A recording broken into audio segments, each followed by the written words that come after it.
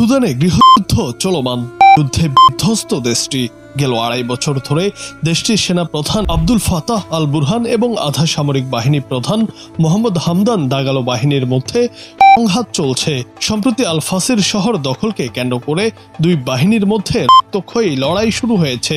ওই শহরেই কর্মরত ছিলেন একজন ভারতীয় নাগরিক, তার নাম আদর্শ। সুদানের আধা সামরিক বাহিনী তাকে আটক করেছে। আটকের পর তাকে নিয়ে রীতিমতো খেলা তামাশায় মাতে তারা। আটক ভারতীয় আদর্শকে সুদানের রাজধানী খার্তুম থেকে প্রায় 100 কিলোমিটার দূরে অবস্থিত আল ফাশির শহর থেকে আটক করা হয়। তাকে আধা সামরিক বাহিনীর র্যাপিড সাপোর্ট ফোর্সেস বা আরএসএফ আটক করে। এরপর তাকে আরএসএফ এর শক্ত ঘাঁটি নাইলায় নিয়ে যাওয়া হয়। একই ভিডিওতে দেখা যায় দুই আরএসএফ সদস্যের মাঝখানে বসে আছেন আদর্শ।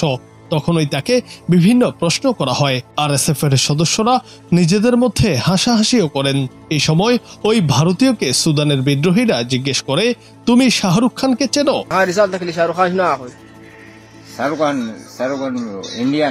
অন্য আরেকটি ভিডিওতে ভারতীয় ওই নাগরিককে সাহায্য চাইতে দেখা যায়। ভারতীয় সংবাদ মাধ্যম জানিয়েছে, আদর্শের মুক্তির জন্য কূটনৈতিক এবং অন্যান্য পর্যায়ে আলোচনা চলছে।